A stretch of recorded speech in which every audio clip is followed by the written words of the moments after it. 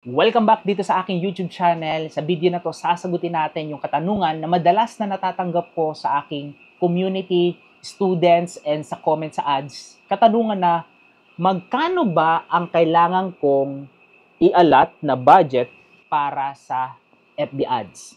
So meaning, Coach J, magkano ba yung best budget kung magraran ako ng ads? So yung tanong na yon, medyo tricky. So kailangan mong maintindihan na hindi ka lang basta-basta naglalaan ng budget sa FB ads. Kailangan malinaw sa'yo yung numbers. And business, FB ads is connected sa numbers. Business is all about numbers. Kailangan klaro sa'yo kung magkano yung target goal mo.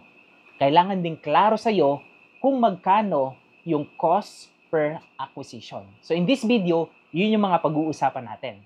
So unahin nating pag-usapan is the budget on FB ads. So, sa mga beginner or siguro first time sisimulan yung FB ads, ang budget na allow sa Facebook ads is $1. So, meaning to say, kung ang palitan is 55 pesos, 56, 57, so yun yung minimum na budget. So, let's say sabihin na lang natin 60 pesos yung minimum kung magra-run ka ng FB ads. The question is, yung 60 pesos ba na yon, ilang tao yung pwedeng makakita sa FB ads? So kapag 60 kasi parang sobrang liit nun, so i-round off na lang natin siya ng 100 pesos. Sige, bibigyan kita. So 100 pesos. So 100 pesos, ang potential na pwedeng makakita dun sa ads mo is na 1,000 reach. Okay? So 1,000 reach or impression. So meaning to say, sa 100 pesos, may potential na 1,000 people yung pwedeng makakita. Ang laki nun. Imagine, di ba? Kung ang business mo is traditional, tapos kukunti lang yung tao nakakakita, maybe ang business mo is nasa barangay, pero let's say maganda naman yung product na binebenta mo, pero kukunti pa rin ang taong pumupunta doon. So meaning, kukunti pa rin ang bibili. Kahit gaano pa kaganda yung product mo, kukunti pa rin ang bibili doon. By the way, ang pinag-uusapan natin is the rich people na maaabot. Pwedeng napadaan, na nadaanan nila yung ad mo dun sa FB. So, for only 100 pesos, and ang question is, next, yung 100 pesos na to, meron na ba akong pwedeng maging ROI dito sa business ko? By the way, ang pinag-uusapan natin is rich pa lang. Hindi natin pinag-usapan pa is ano yung magiging conversions. Ilang tao yung bibili for every 1,000 people na makakakita. Kailangan klarong-klaro yun sa'yo. Let's say, sa 100 pesos, and if you're selling around 500 pesos worth of product, ayan, sabihin natin 500 pesos yung binebenta mo, SRP.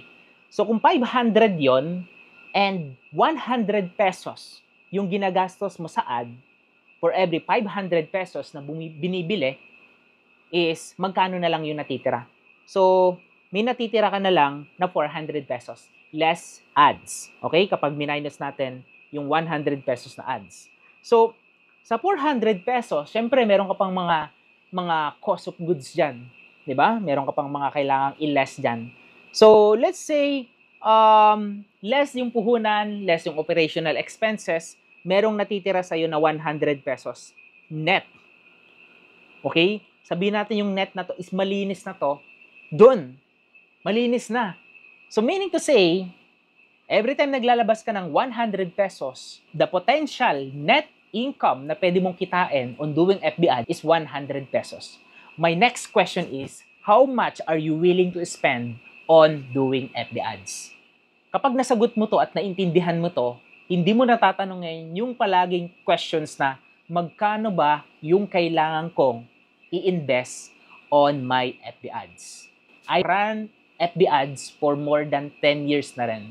I ran different campaign, different businesses. Yung siguro yung pinakamalaking ads na na-spend ko sa isang offer is around 180, 100, almost 200,000 pesos. Not a month, not a week, but a day. Consistent.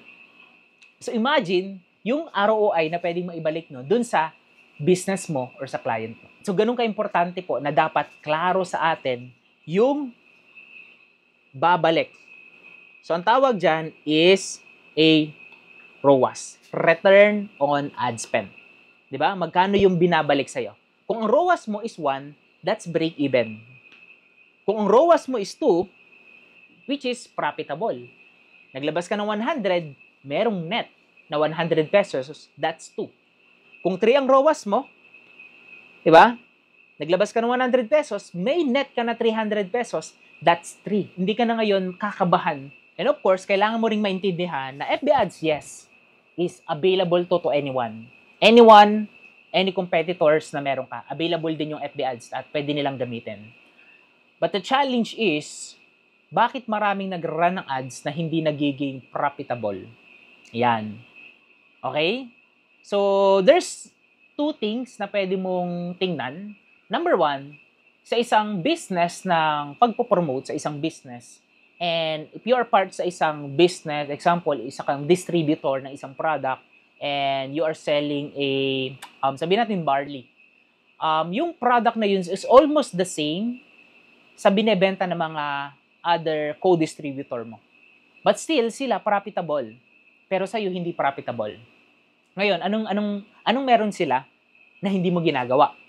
Okay? Number 1 is the budget. Siyempre, don't expect na kapag maliit ang budget mo, marami kang benta.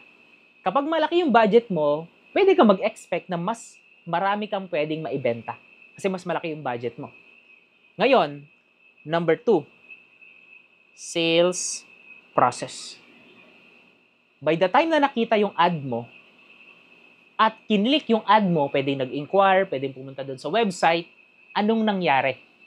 Ano yung journey na pinagdaanan ng taong gustong bumili doon sa product na yon? Diba? Na-lead mo ba siya doon sa pinaka-end goal mo na bilhin yung product mo, yung offer mo? Kasi kung hindi, sayang yon. Lost the deal, di ba? Lost yung leads na yon. Pero kung nagawa mo sa sales process mo ng mabuti, na i-close mo siya, na-close mo yung offer na yon, yung offer na benta mo, deal. Next, sa sales process, meron din tinatawag na upsell. Okay? So, upsell means to say, meron kang product na binibenta and then inalok mo siya ng other product or inalok mo siya ng bundle na let's say instead of 1 box, bilhin mo na lang is 2 box para may discount ka na 50%. Like sa ito sa Zeus Coffee. Ayan, Zeus Coffee. So, Zeus Coffee, kakabukas na ng Zeus Coffee dito sa amin, sa area namin. And then, nung nag-check ako sa app, pag nag-install ka ng mobile app nila sa Zeus, meron kang voucher na buy one, take one. So, I grab. Pero sa next na bili mo, regular na. Pero anong ginawa nila? Para i-install yung application at mas maging convenient yung pagbili mo dun sa mga next purchase mo. Okay, but still pan ako ng Starbucks over Zeus. Gusto ko lang talaga yung lasa ng Zeus from time to time. So, ang ginawa nila is the strategy. Hindi pa sila nag-upsell, pero over time, yung mga product promotions na meron sila is meron na ring upsell strategy. So, think long term.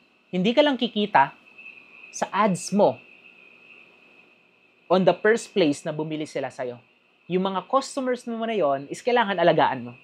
Yung mga customers mo na yun, yung mga naging customers mo na, yung mga bumili sa'yo, kailangan in-nurture mo. Para later on, kung i-compute mo man yung marketing budget mo sa Facebook ads compared dun sa total net or gross na maibebenta mo sa business mo, magiging profitable siya. Think long term. Think 3 months, 6 months, or 1 year para makita mo ito yung ginastos namin sa ads for this year. Let's say, you're spending around 100,000 a year sa Facebook ads. Then, i-check mo yung gross, i-check mo yung net.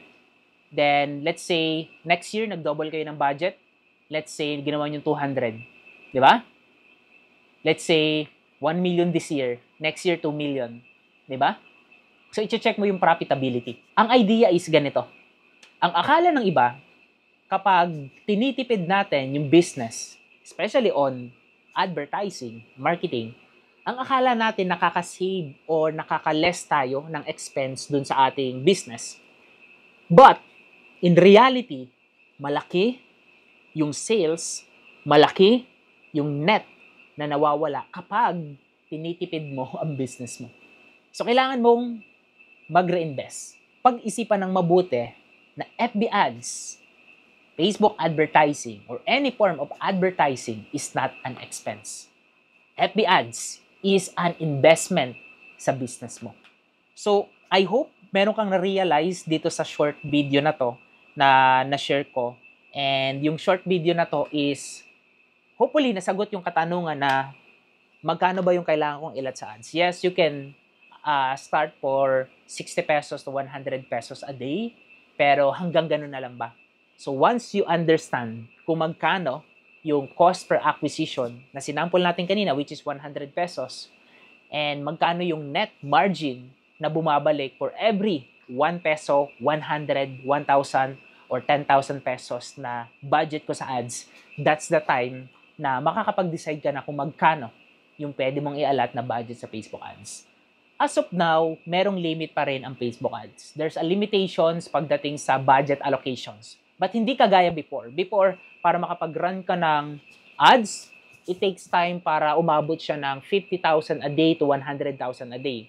But right now, Facebook is naka-base na rin sa spending behavior mo. Meron siyang tinatawag na ad spending limit. So yung ad spending limit na yon, makikita mo dito sa screen, is the amount of peso na pwede mong i-advertise, i-invest on Facebook ads on a daily basis. Pero nagbabago-bago yan. Depende dun sa spending behavior ng ad account mo. Kung marami ka natutunan, let me know dyan sa ibaba ng video na to. And kung meron kang questions, follow-up questions about this video, go ahead, ilagay mo dyan sa ibaba ng video na to and sasagutin ko yung katanungan mo na yon. And huwag mo na rin kalimutan na i-like yung video na to, share, and subscribe para sa more videos na ipapublish ko dito sa aking channel. This is Coach Jay. That's it for now, and see you on the next one.